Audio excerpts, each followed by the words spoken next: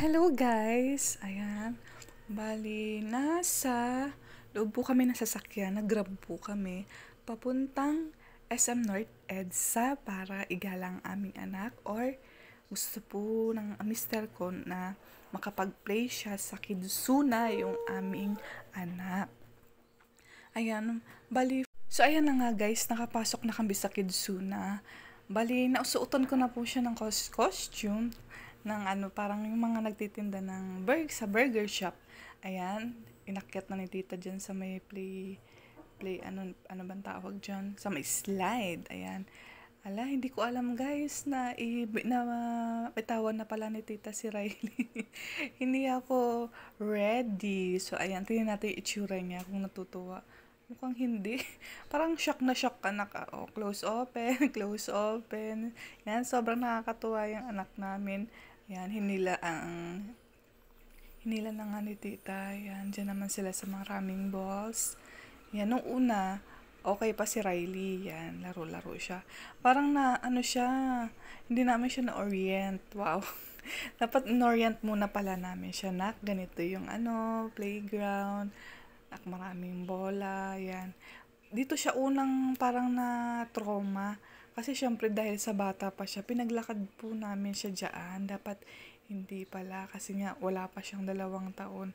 So, yung paglalakad po niya, yan, gusto niyang magpakarga dyan kay tita kasi nga sobrang takot na po siya dyan.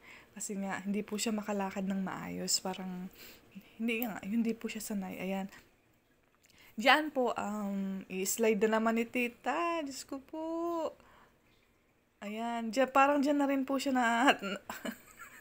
umiiyak na po siya dyan guys. Oo, yan, parang nasasaktan siguro siya. Yan, dyan na siya unang nagmuryot. Parang ayaw na po niya dyan. Kapag pinupunta po namin siya dyan, ayaw niya, umiiyak po siya. Gusto niya magpakarga lang. Ayan. Ayan, binuhat siya ulit ni tita. Ayan. Yan po yung loob ng Kidsuna sa SM North EDSA. Sobrang lawak, guys. Kaya pag may mga kids po kayo dyan na gustong makapaglaro, hindi makapaglaro sa playground, sa labas, ganyan. Yan, dyan nyo po dalihin. Bali, ang isang oras po nila ay 3:50. Pwede namang mag 3 hours, ganyan. Kaya lang hindi ko po alam kung magkano po. Ayun yung anak namin. Talagang hindi siya nag-i-enjoy, guys. Hindi siya natutuwa sa pangyayari sa buhay nga dyan. Yan, binuhat na naman siya ni tita.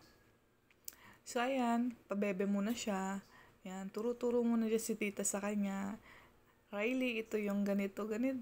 Yan. Mali, inuuto-uto muna namin siya. Yan, sobrang po kasi, first time po niya. Dyan po, ayaw niya po talaga dyan. Iyak siya ng iyak. Samantalang, kahilig-hilig niyang mag-jump. Pero yung time po na dyan, ayaw niya. Ewan ko ba, takot na takot siya. Yan. Ayan, sinubukan ni titang mag-enjoy si Riley dyan. Kaya lang wala po talaga. Kapit na kapit yung anak namin at iyak na iyak. Yan, nilipat na naman ni tita. Ewan ko ba kung mag-slide na naman sila. Ewan ko saan sila pupunta. Sige tita, bahala ka na dyan magpatahan. Ayaw niya magpababa, gusto niya magpakarga. Ayan. Samantalang yung ibang mga bata dyan, enjoy na enjoy. O, diba, jump ng jump. Pero yung pagja-jump niya, ayan. Gusto lang magpakarga. Ayan, balik kinuha ko na siya kay tita. Sabi ko kay tita, dalhin ko siya dun sa kabilang side. Huwag muna doon. Siguro ayaw po niya. Ayan, dinala ko dyan sa may maraming bata. Ayan, dun muna kami sa medyo sulok-sulok na parang konti lang yung bata. Na parang tawag dito, parang inalayo ko muna po siyang ganyan. Ayan, laro-laro muna siya dyan, mag-isa niya. So, ayan. Tutuwa po siya dyan, sa may mga gumagalaw-galaw. Ayan, hinayaan ko muna siya dyan maglaro mag-isa niya. Tapos maya-maya, unti-untiin ko siya na ilapit sa mga maraming tao, sa maraming bata. Yan, dapat pala ganun po ang ginawa namin nung una. Hindi namin siya binigla. Ayan. Yan guys. Yan. Dinala ko na po ulit siya dyan. Ayan. Kaya lang, ayaw pa rin po talaga niyang bumaba. Kahit anong gawin ko, ayaw niyang bumaba. Gusto niya lang dyan sa may taas. Tingin-tingin lang siya, masid-masid lang siya sa paligid niya. Ayan. Diba? Nakakatuwa ka, anak talaga. Diyos ko, pag napanood mo to, pagtatawanan mo na lang talaga. Ayan. Sobrang daming tao dyan, guys. Sobrang saya talaga. Ayan. Parang naantok na siya dyan po dyan, guys, eh. Gusto niya nang matulog, tsaka gusto niya nang dumede. Pinagdede ko po siya nun nung iyak po siya ng iyak kasi nga akala ko po inaantok. Kaya lang yan. Pagkatapos niya pong dumede, naging okay naman na po siya. Pumunta po kami doon sa may sulok para konti lang yung tao. Ayan. Picture, iba-ibang angulo, ganyan. Yan, binabato ko po siya ng bola dyan. Wala lang sa kanya.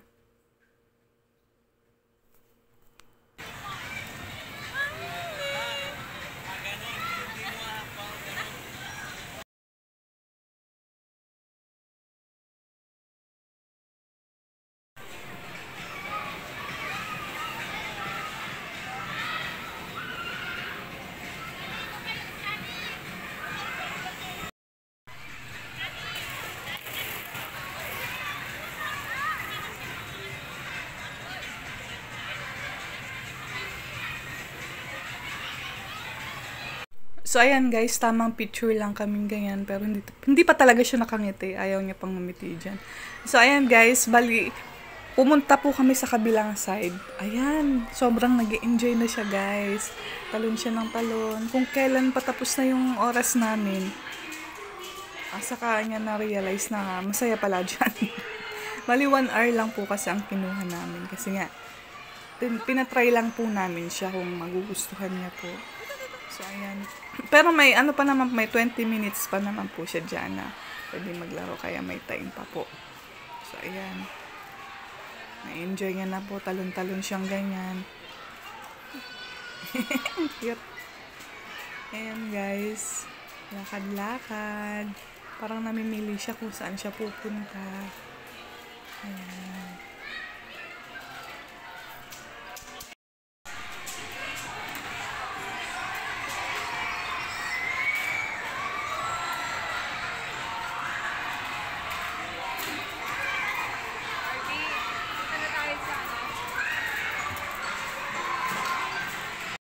Bale, ayan guys, unti-unti na siyang kumukuha ng mga laruan, ng mga books, ganyan. Ayan, inaantay ko lang siya, pinapabayaan ko po siya kung saan niya gustong pumunta. Yan. Pero po dyan, time na yan, dinala ko po siya dyan sa isang bata. Mag-isa niya lang po kasi naglalaro. Tinry ko lang kung maglalaro siya, ganyan. Tumitingin-tingin siya kay kuya niya dyan eh. Tinitingnan niya kung ano yung nilalaro ng bata, ganyan. Binigyan ko po siya ng mga Lego, parang Lego po ba yan? Yan, para laruin niya.